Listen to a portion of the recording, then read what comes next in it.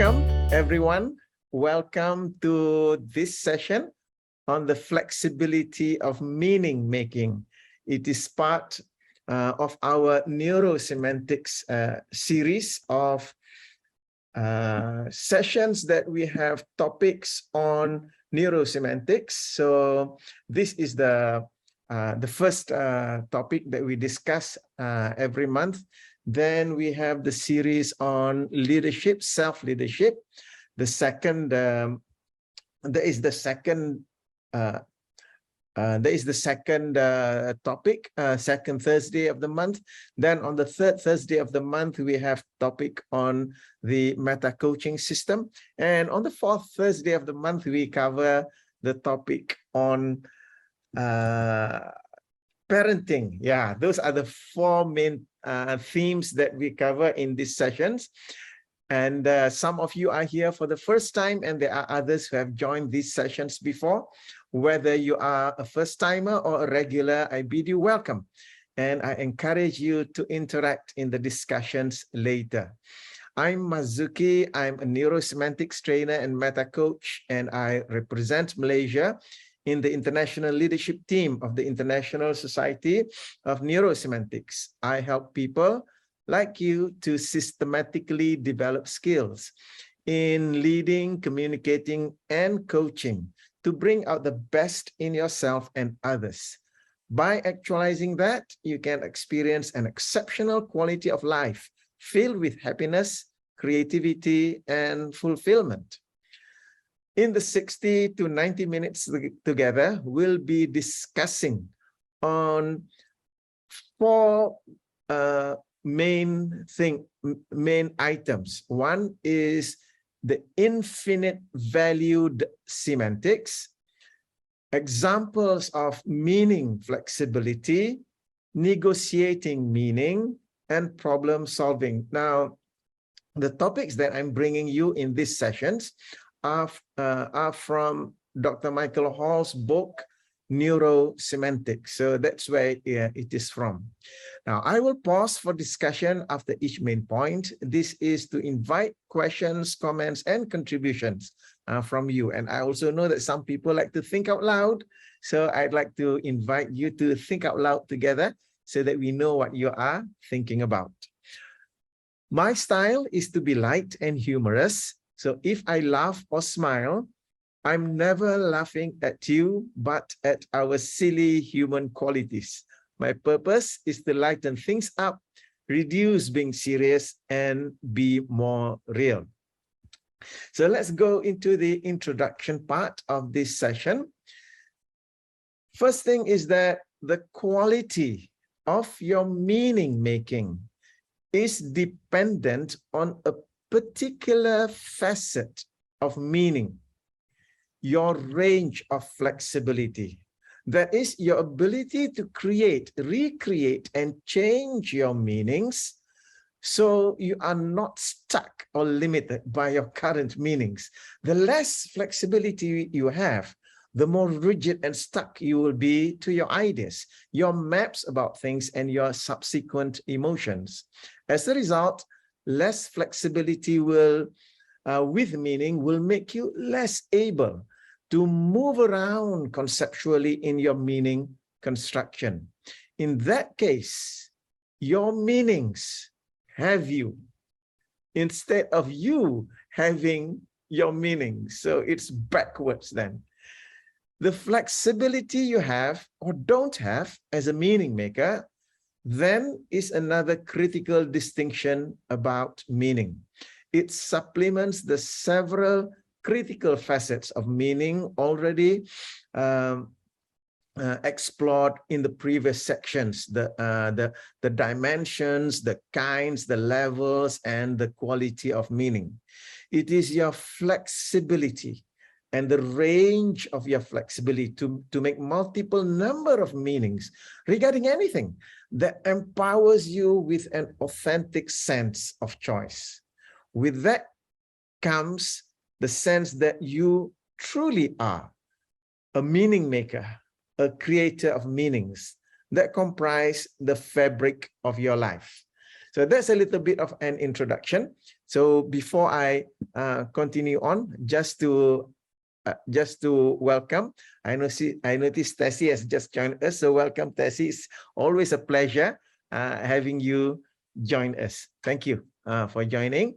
And let's move on to the first point that we will be discussing this evening. And this first point is on the infinite valued semantics. Now, when I started these sessions, I started off with the intention of what is it that I need to learn more, and then as I'm learning it, I would like to share it with others. So that's my approach to having these sessions. So when I got to this point, and I was mind blown actually, because this is something that that really hit me with respect to how flexible we are in our world. Now, when Alfred Korzybski analyzed meaning in terms of flexibility, he called for an infinite value semantics. Given that the symbol that you can see on the screen is the symbol for infinity and refers to something without an end, an infinite valued semantics refers to meaning making, or refers to expanding your flexibility in meaning making, so that you are not limited to the one valued, two valued, or three valued semantics. So you might say, okay, and why is this important? Because as a semantic class of life, meaning is your creation and can therefore be infinite valued. That is, always being able to create more and more possible meanings for what something means expands your powers for creating more choices in any context. Then you will know at a deep level that there are infinite value degrees of conditionality in any word or event that you come across in life. When it comes to the creation of meaning, every level of your semantics leads to certain semantic reaction. So every level of semantics leads to a certain reaction, semantic reaction. It is inevitable. If you invent meaning and then embody it so that it affects your feelings, your emotions, and your responses, then those responses will be semantic responses. Korzybski wrote about how semantic responses can become habituated so that you lose awareness of them and they become your semantic reactions. The degree of conditionality in something affects how much choice you actually have as you respond. This corresponds to the NLP template about choice. If you have one choice, you are a slave. If you have two choices, you are on the horns of a dilemma. It is only when you have three or more choices that you have true choice. I'd like you to let that sink in for a moment. So that's why in neurosemantics and in NLP, we say that the purpose of communication is to increase choice. So that the more choices that you have, then the freer you are. Otherwise, you are a slave to your own meaning. So let's take a look at the various values, various semantics that we can come across. So I'm just bringing this to you according to this template that Michael showed in his book, Neurosemantics. Okay, so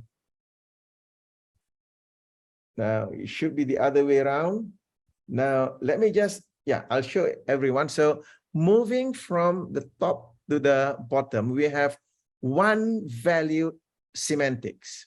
One valued semantics is when you identify the map with the territory. Identification map is territory, meaning a word or event has but one and only one meaning. So you fail to differentiate the levels of meanings, and there is confusion in meaning. So there is only one meaning about that territory. So the semantic reaction in this situation would be an absolutist, finalist, fanatic, animalistic use of symbols as if signals rather than symbols. Words are things or thinghood words. So you are stuck with that meaning, so you are a slave to that meaning. So that's what we are referring to, one valued semantic. So think about how many people that you come across in your life that meaning, there is only one meaning for one particular situation. So that's what we are referring to as one valued semantics. Next is the two valued semantics. Over here we have dichotomous meanings, since a word or event has two meanings. It is either X or Y, a polarized view of life. So the semantic reaction is either or, black or white, thinking dualistically, dichotomous thinking, exclude the middle so that there are no grays. So have you come across people thinking in that manner? It's either this or that. You're either with me or you're against me. So this kind of thinking that people are stuck in the two valued semantics. The next one are the few valued semantics.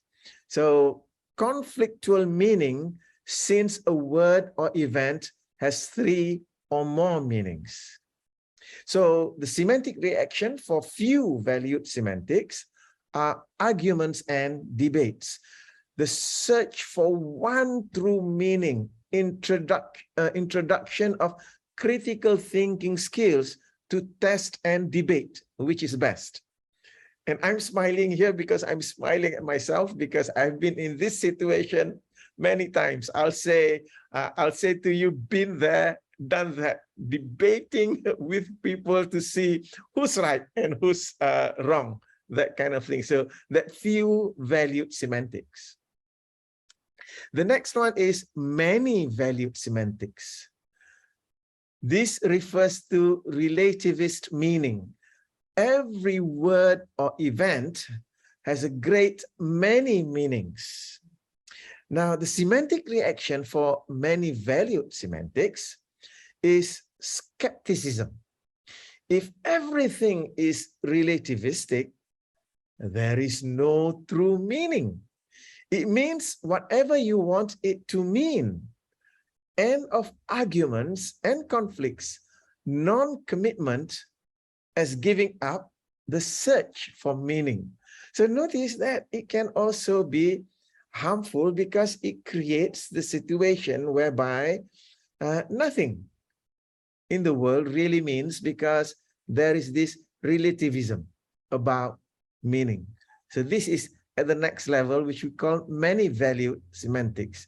And what Korzybski is arguing for is infinite valued semantics. This refers to multi-ordinal meanings. Meanings happening at different levels. At what level is that meaning? In what dimension? Flexibility in meanings, choice about the most useful, ecological, highest quality meaning that will serve the situation.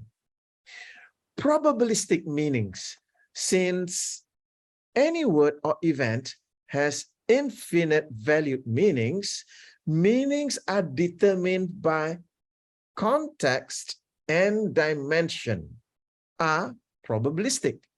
To what extent is this or that particular meaning likely to be useful, true, or productive? So in infinite value semantics, the semantic reaction, instead of a reaction, a chosen response based on what you think is the most ecological meaning. So these are the different levels that we are looking at.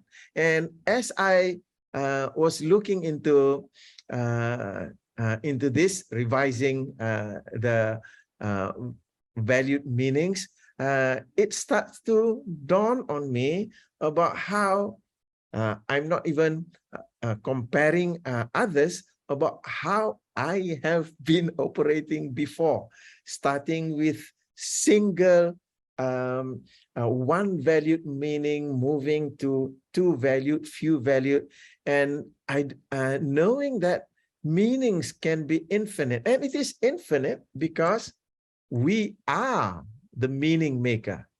So this is at the level, the infinite valued meaning. It comes the full conditionality and flexibility of response. As you realize that while you can give anything nearly any meaning, you also realize that there are better and worse choices. All choices and meanings are not equal. Some meanings are brilliant, other meanings are tragic and toxic.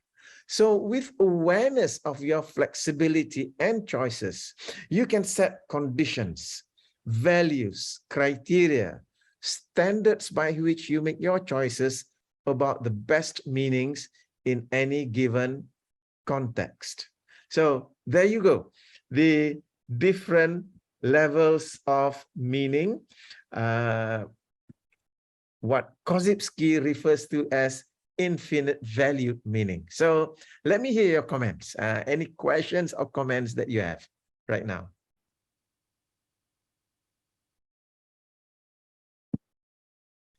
Thank you, Guaching. One choice equals a slave. I am a slave to my destiny. Just accept my bad luck. Yeah, basically, because you create the funny thing is that meaning is our own creation, and we create only one meaning to it, and because of that, we allow that meaning to define us. So yeah, that sounds funny to me, how we enslave ourselves to the meanings that we created. Right. Any comments? Marzuki, I got a question for you.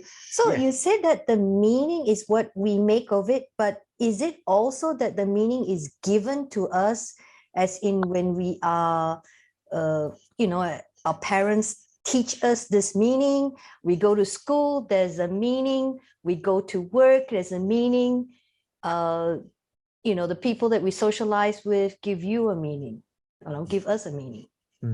Yeah. Ultimately, you are the one to accept or reject the meaning. And this is something that many people still don't realize that. Yeah, that when we say that you are the meaning maker, many people go through lives, they just catch people's meaning and just take it for themselves. Oh, so that's the meaning of that. It's just that at the core of it, we talk about our powers of thinking and feeling. And from our thinking, feeling powers, we are the one who's creating meaning. Just because somebody throws a meaning at you, does that mean you have to accept that meaning? If somebody says to you that Alexandria, you are an incompetent person. You don't deserve to work here. So do you accept that? So these are what we are referring to when a person works on single value meaning, one value meaning, then when somebody gives them a meaning, not knowing that they are in charge of meaning making, they just accept, oh, I'm incompetent, sir, and I don't deserve to work here. And that's a tragic situation. So that's why we say that meanings can be tragic and the outcome can be terrible. So this is where to be able to take back our powers of thinking, feeling, and saying, doing, and using our thinking, feeling power, creating meanings that are enhancing, and not just to take any meaning that people throw at you. Does that make sense? Yes, it does. Thank you. Right. So, yeah, go ahead, Tessie. Just now you read a quote by Korzybski that said something about a semantic reaction. You remember that? I didn't take a snapshot of that.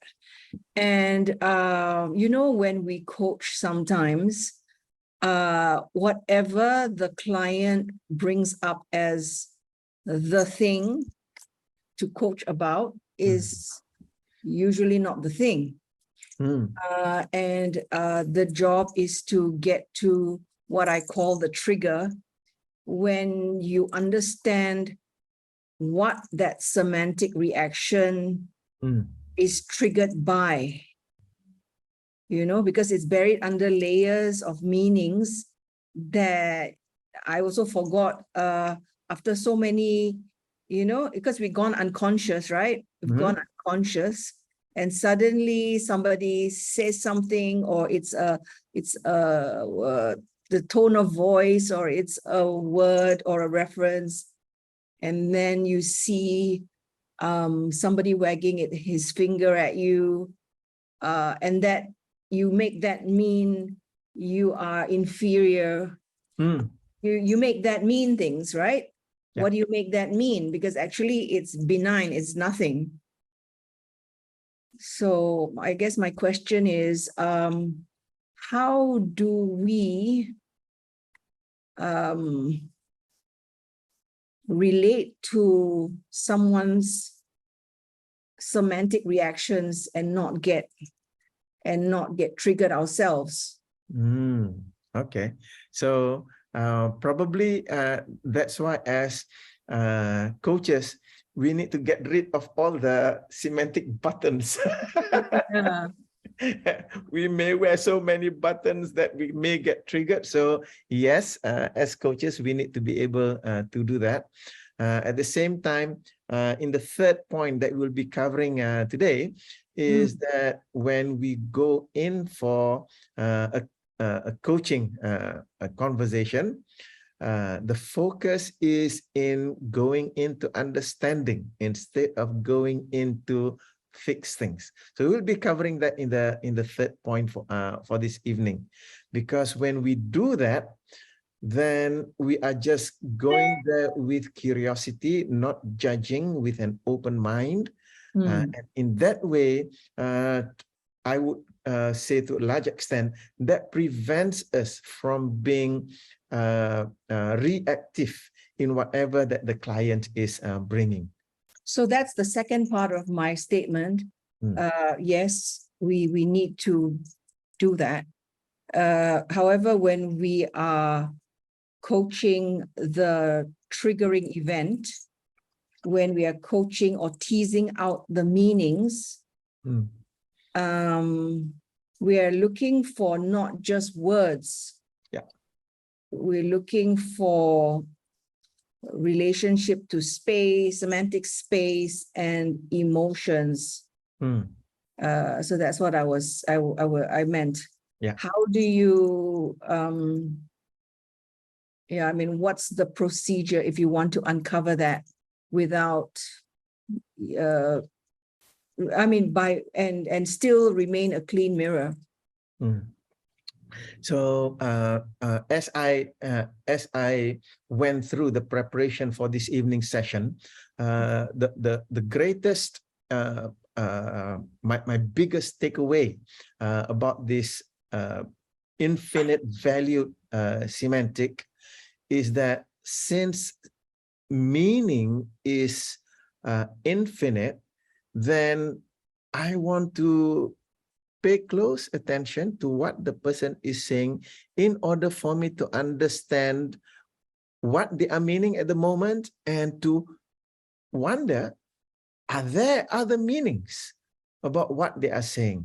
So it's about listening to understand.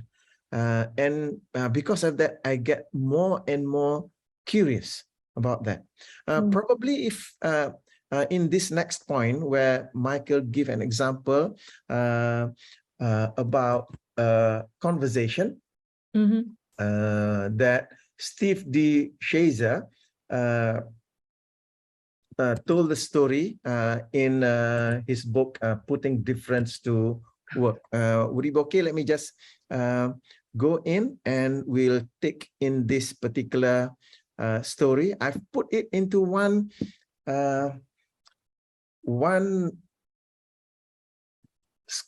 screen, yeah, example of meaning flexibility. So in this example, and it really drove the point of how when we as a coach remain curious, remain exploratory in our coaching, the client comes out with their meanings, yeah, and it gives the example of how when a person is tied to one meaning, they become a slave to that meaning. So this is the story about a woman and her husband who came to therapy because 6 weeks earlier she had suddenly developed an insatiable desire for sex. She had become, in her words, a nymphomaniac. So she took the word nymphomaniac, that meaning of the word, and she applied to herself. So that's one value. Yeah. So this was what she defined her problem as to Steve D. Shazer. So the problem is a sexual disturbance problem, and the label that she put on was the label of nymphomaniac. So because of that, she's stuck and she wanted to find ways and means she can overcome that. Because with that label, she found, she discovered that she has to have sex before bed every day. So because she's running her life with that meaning. So Steve D. Shazer described the conversation that the therapist had with the couple and how the therapist went about looking for exceptions in order to construct a more solvable problem. Then he heard the husband say, "For me, it's more of a sleep problem for both of us." So what happens is that now emerge a new meaning.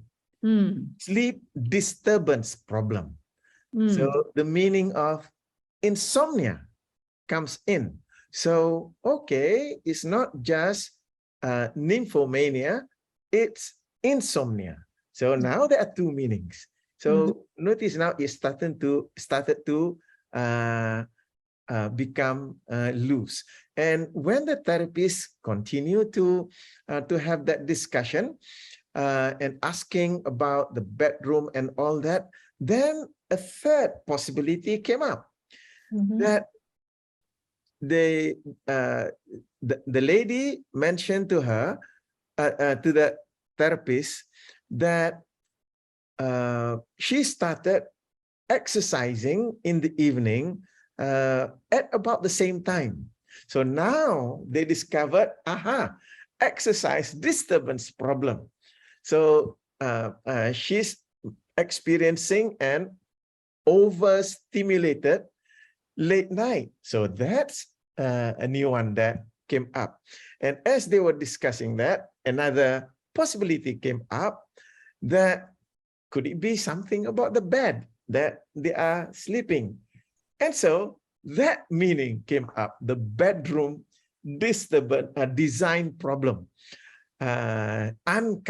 uncomfortable context for sleeping or bed. So with the additional meanings coming in, and the therapist was just exploring. So what else? What else? So at that point in the session, now that they've got 4 meanings, then what happened, as Steve D. Shazer puts it, at this point in the session, the meanings of what was going on was set adrift in a sea of possible meanings. So now both of them are beginning to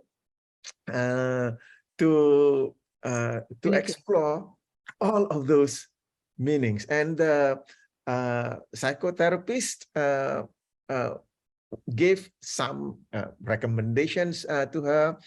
One was to quit exercising for now and notice what happens. So now they have what, 4 meanings? So let's explore all of them. So quit exercising for now and notice what happens. If you are awake for 1 hour after going to bed, get up and do hateful household chores like oven cleaning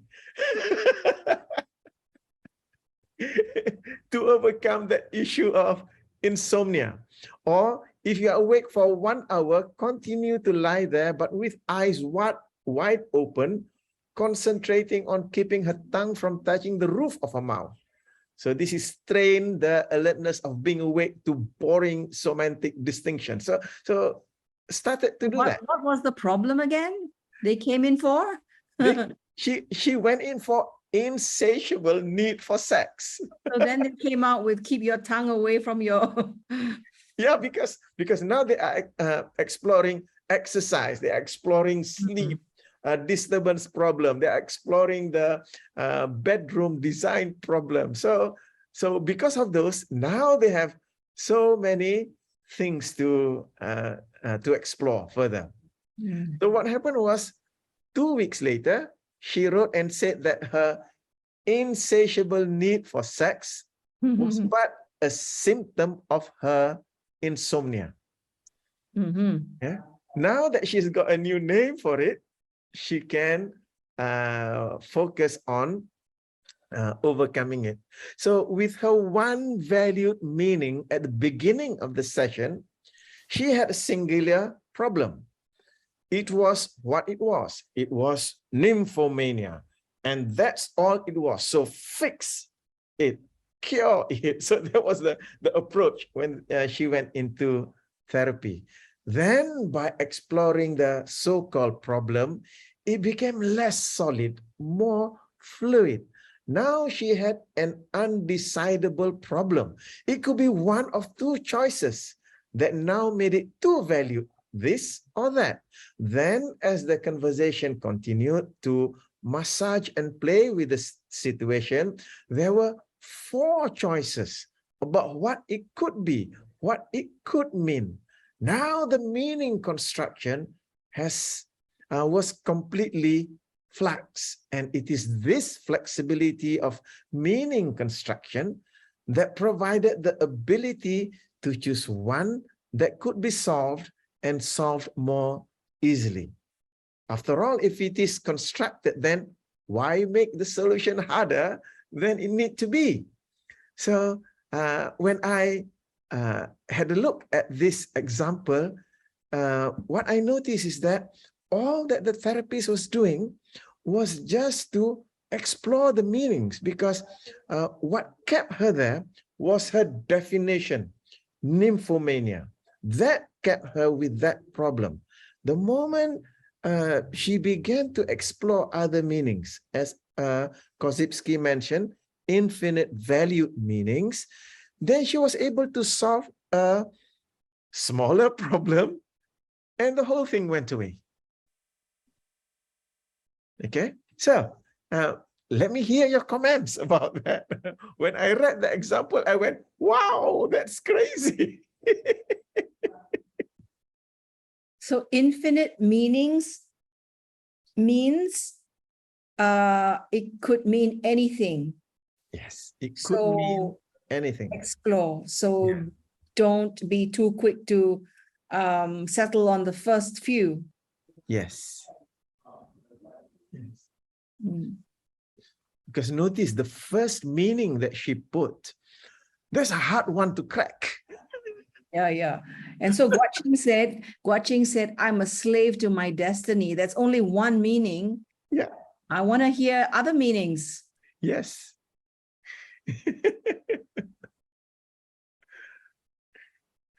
Yeah. Fascinating, isn't it? Yeah. Yeah. And it's for us to make empowering meanings, right? Yes. Not like just accept my bad luck. Mm, mm. Yeah. There's a big one. There's a big one. Mm. Yeah. Yeah. Okay. Great. Thank you. So let's move to the next point, which is negotiating meaning. So when we look at the fact that we are meaning makers, so how do we negotiate it? Because meanings are constructed. All of our meanings are fluid and tentative and changeable. This is great. You are not stuck with your meanings. You can change them. And given this nature of your semantics, you have some room for negotiating the meaning that you want. Yet, how far does this go? Surely you can't give any meaning to a word or experience. There are some constraints about what something means. For example, a banana is not an organization. No matter how creative you are with your meaning making, you can do that. Or a clock is not love.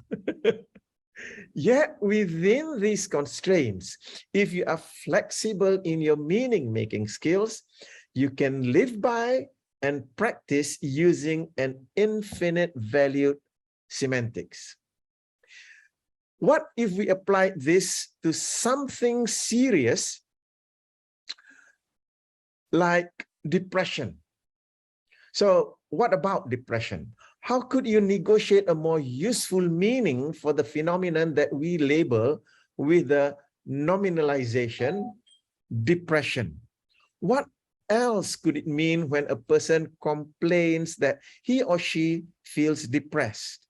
If one has symptoms like a vague, inexplicit dissatisfaction with a sense of emptiness, of futility, with decreased desire for food, sex, fun. These are the most common symptoms of depression and are among the key ones used in the back depression inventory to measure the degree of a person's depression. So after all, trying to solve depression is a big monster. If instead you meta model that nominalization, see, depression is a nominalization. So modeling it, what behavior, what is the real world event that you are labeling as depression? So what else could it mean than psychological depression? So perhaps this word depression means one is suffering through a midlife crisis and needs a new, fresh goal to pursue.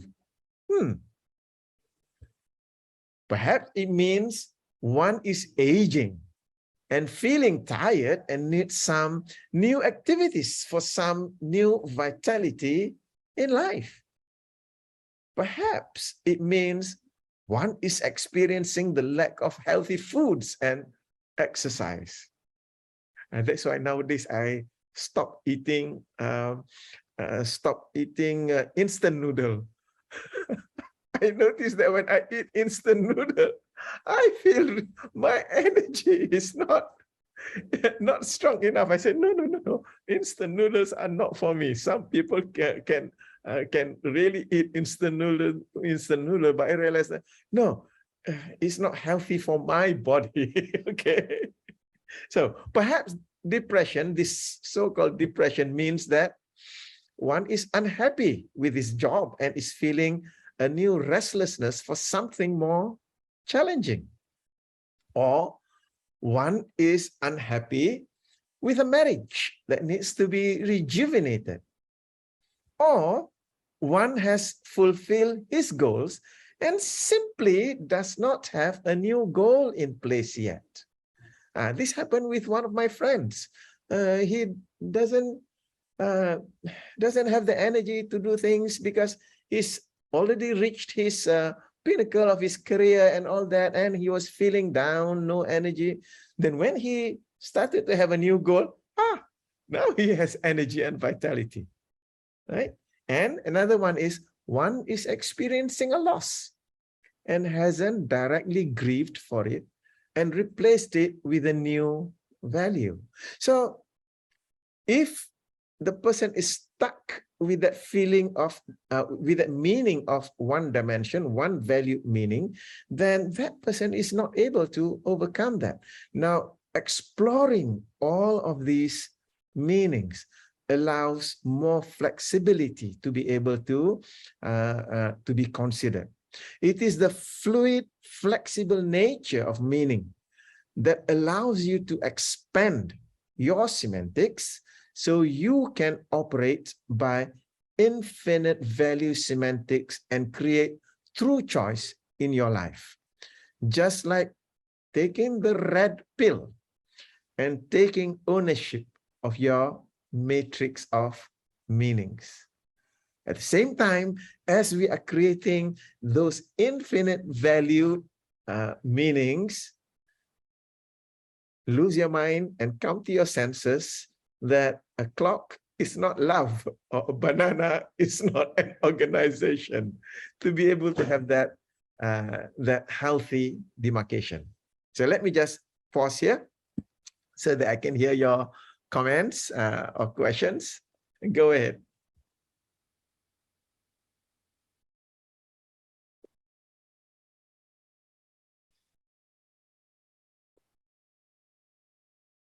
Are you good with that? Yeah. Yes, yes. It's interesting with the looking at it from different perspectives. Yes. Yeah. And I don't know about you, but I, especially here in Malaysia, there is this overuse of this word depression, to the extent that people who feel sad, they say, I'm depressed. Depression is a clinical condition. Being sad is a normal human emotion. So two totally different things. However, the moment they label their emotion of sadness with depression, they are programming themselves to be psychologically broken. Okay. It's very sad how we so quick to label people. Yes. So it's a really good wake-up call to step back. Yeah. Mm. So this infinite value meanings is really a big one for me. Yeah. Let's move to the next topic, which is problem embracing. Yeah. The key to opening up meaning lies in how you enter into the semantic reality that someone offers you. So, coach and client situation, the key of opening up the meanings depends on how you enter that. Do you enter with respect and honor? Do you create curiosity and openness?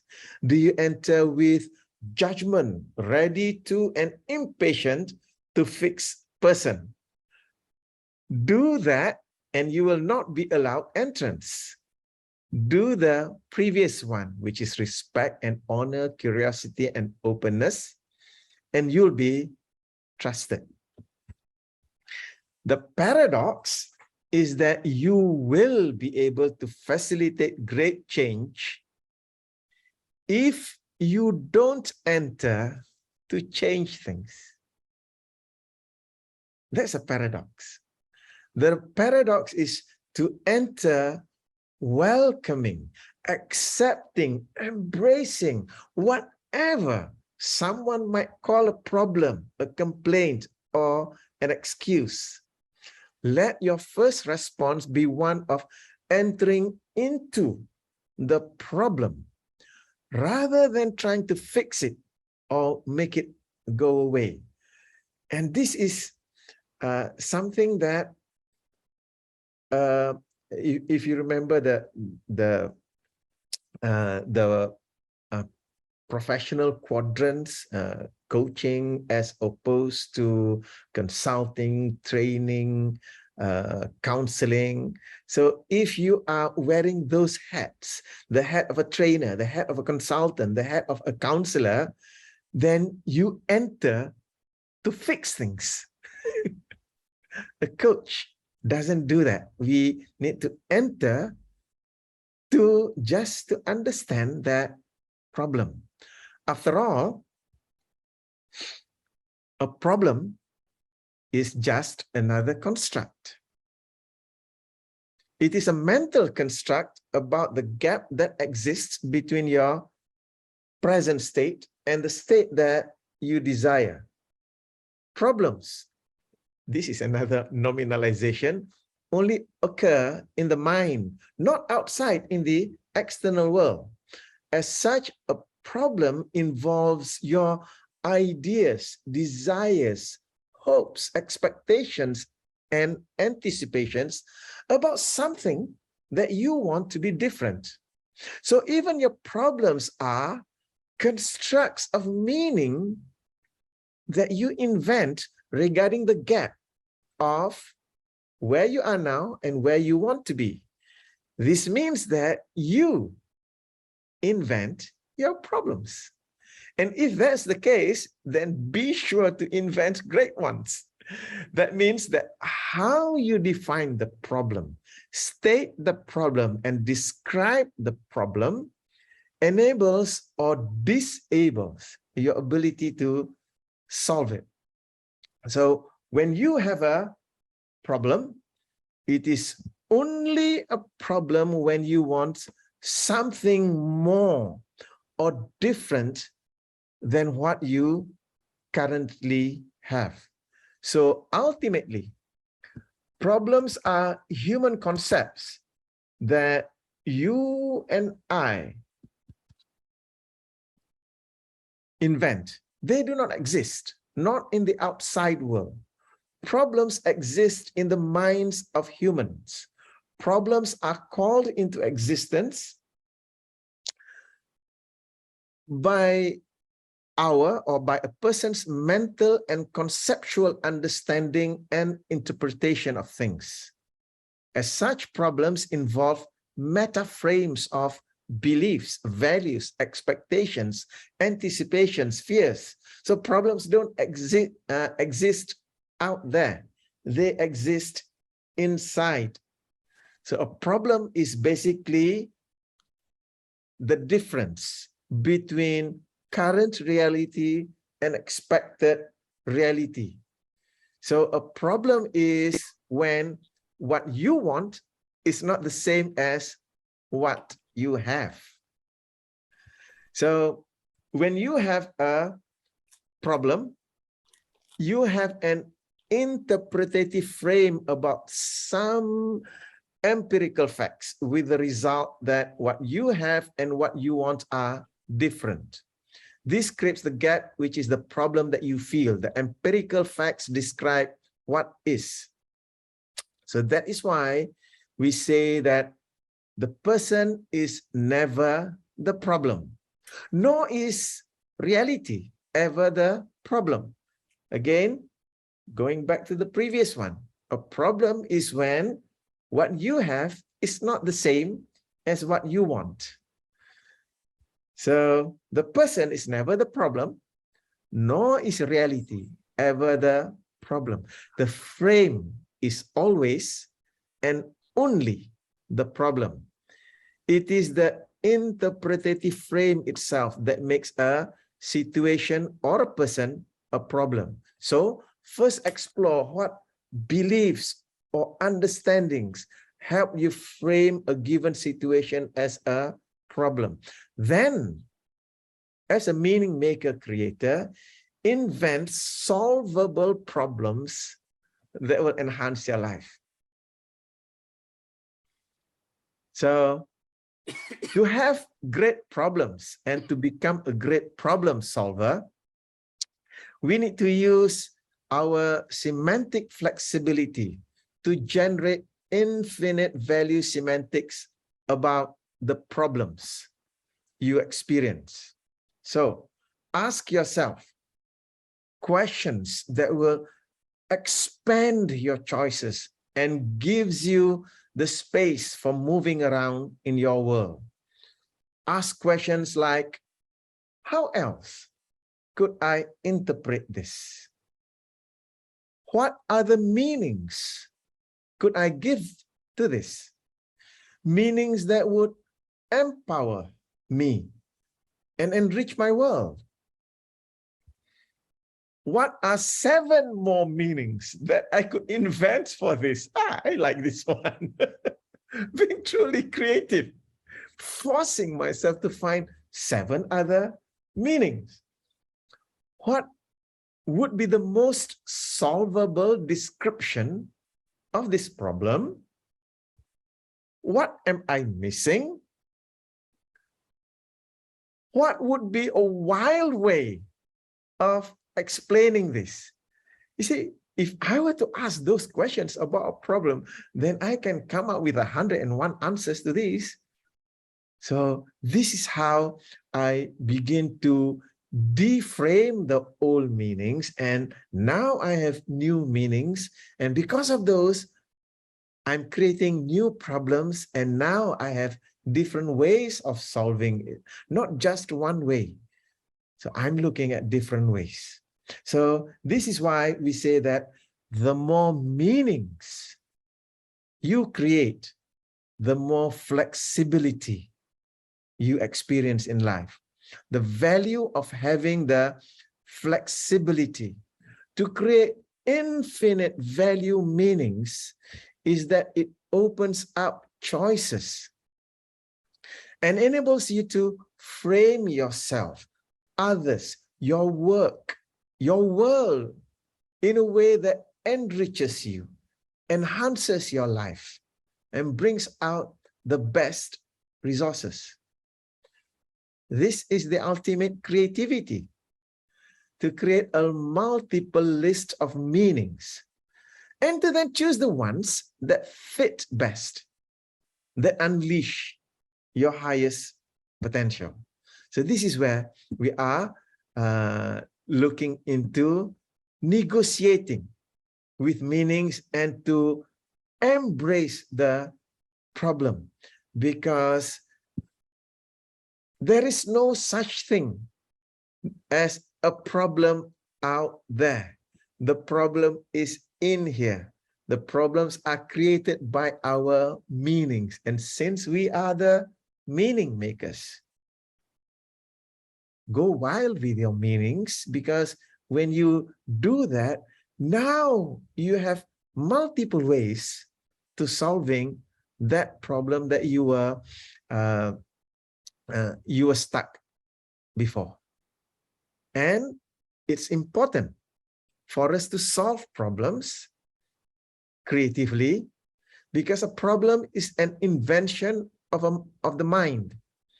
A problem is a problem because it means something important to you. If it is not important to you, it's not a problem, isn't it? So that's why we want to solve it, because it's important. So do not disvalue the problem. Take it, embrace it, and find creative ways of solving it by creating resourceful meanings. So this is, to me, another value of this infinite value meanings. So Let me just pause there. That's the final point that I have for this evening.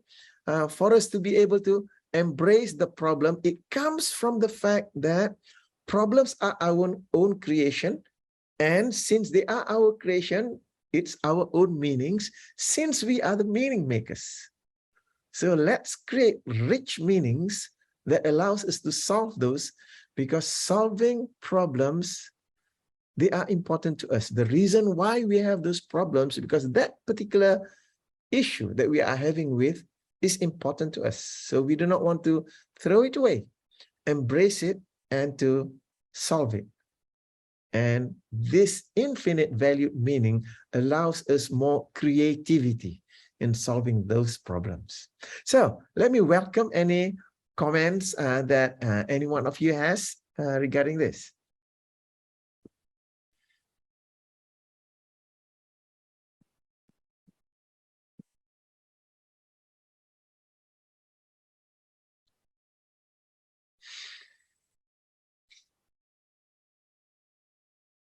Are you good with that? Yeah.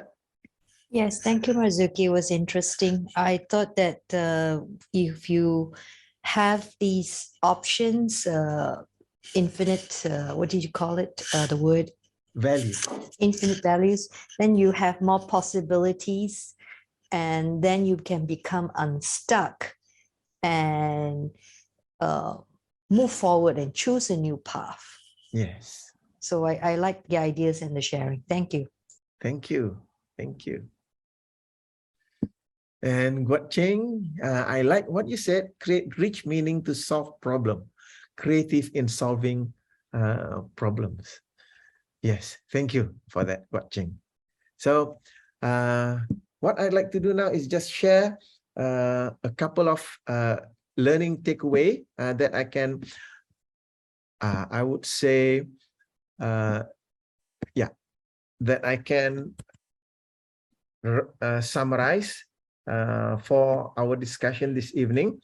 The first one is, since you invent meaning, and since there is tremendous flexibility to the phenomenon of meaning and meaning making, what something means can be defined along a wide range of things instead of one. It can be defined along a wide range of things. Knowing this, take something that has low-level meaning in your world and enrich it with 10 new meanings.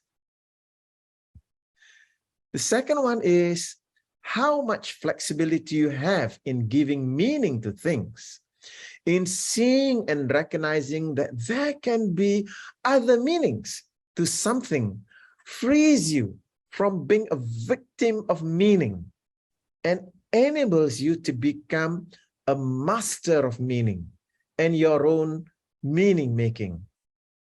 What triggers negative meanings in you?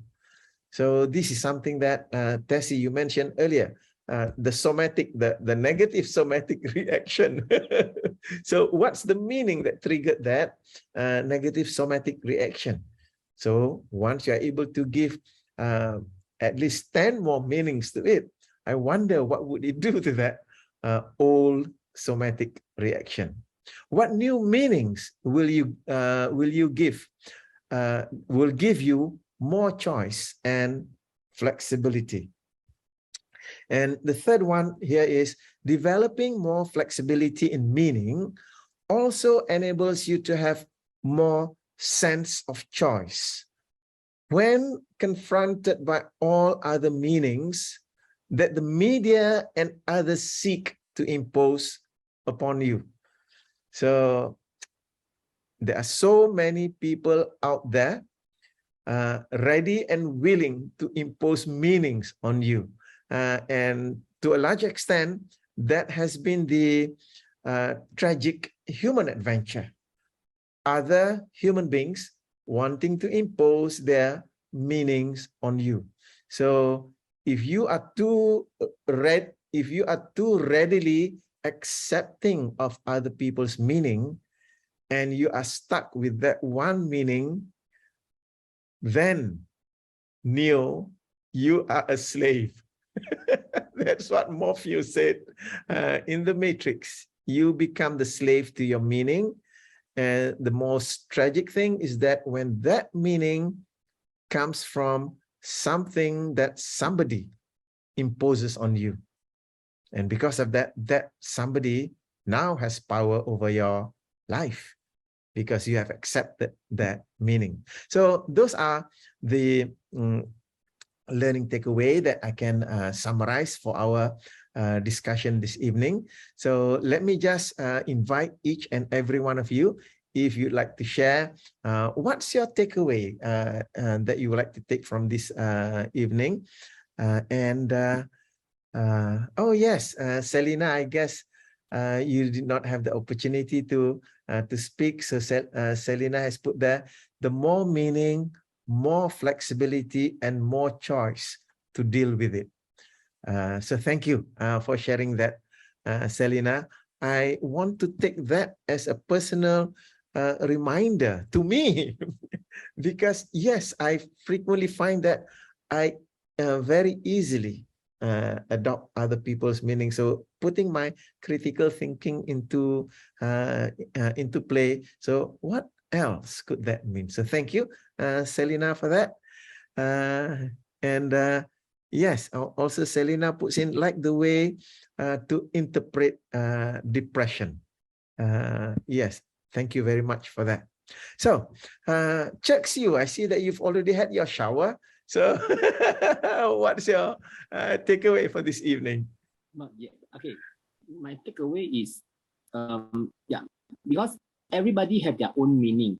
That's why sometimes we cannot be too particular about how people meaning to us kind of things. We have to have our own meaning kind of thing for our own situation, because that is so-called our problem. That is the meaning we give to ourselves kind of thing. So that is why because sometimes the problem is we take other people meaning as the meaning for a kind of thing. So that is why I think we shouldn't, that because your honey could be my poison.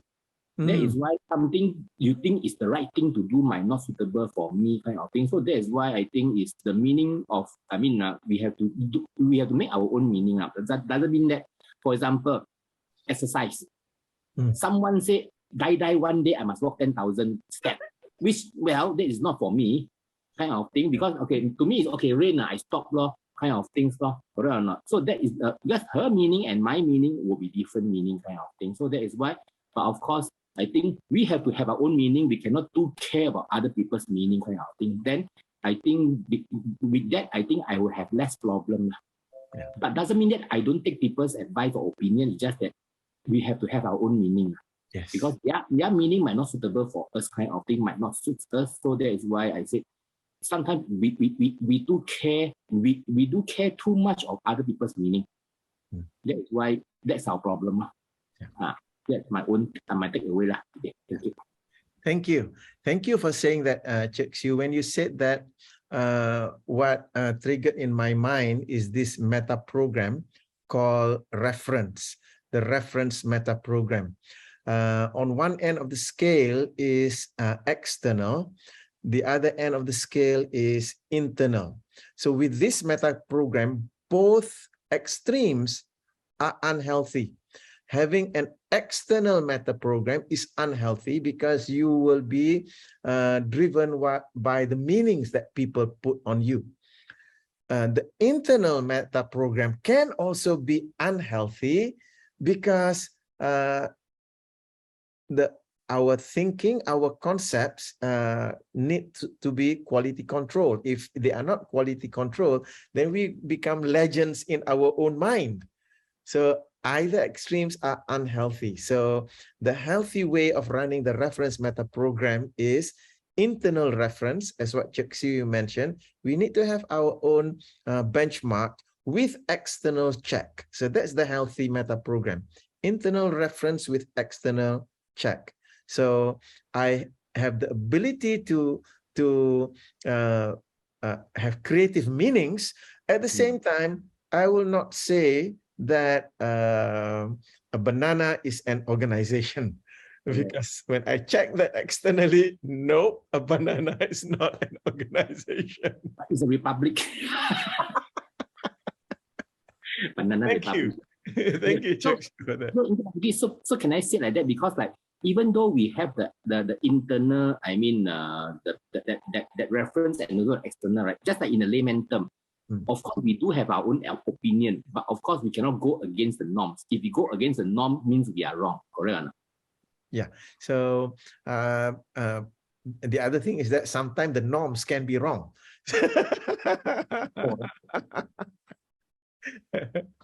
If somebody says that stealing money from the people is okay, no, that's wrong. Cash is king.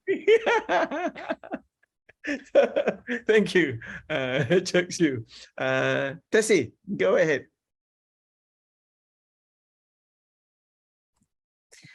My takeaway is that meaning is an internal construct. It's not out there. It's all in here. So the big responsibility is ownership. Yeah, we need to own it. You know, that's mine. I made it up. So if I made it up, I can change the meanings. Like you say, make rich meanings. Yeah. okay. Thank you, Tessie. Love that. And go ahead, Alexandria. My takeaway is that, you know, to look at the meanings for myself internally, to review whether it brings the results that I want. If it doesn't bring the results I want, that means it doesn't serve me. Then I should look for more options, possibilities, so that it will then, it's like a feedback.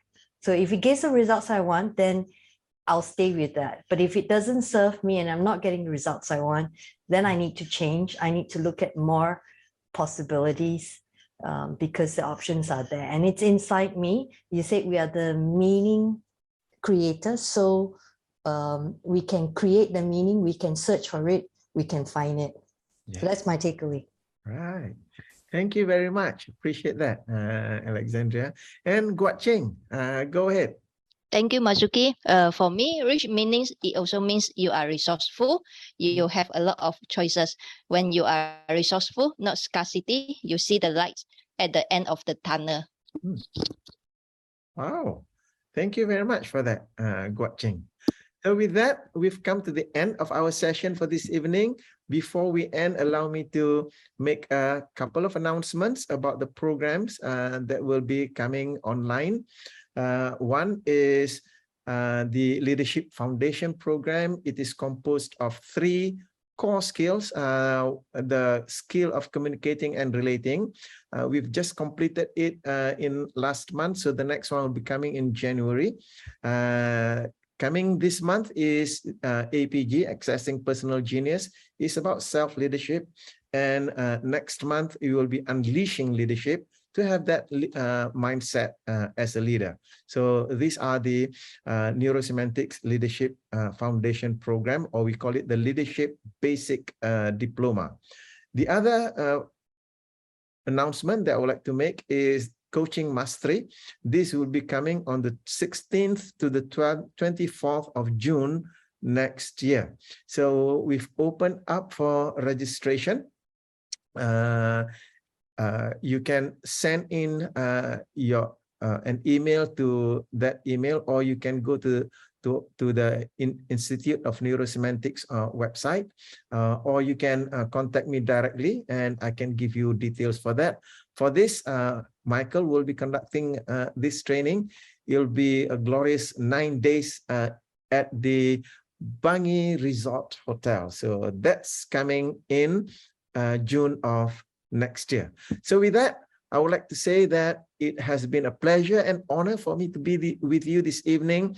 It is an honor because you are ready to share with me your valuable time, and I hope that we'll be able to meet again the next time. So with that, thank you and good night, everyone. Take care and may God bless all of you. Thank you. Thank you. Bye bye. Thank you. Bye-bye. Thank you.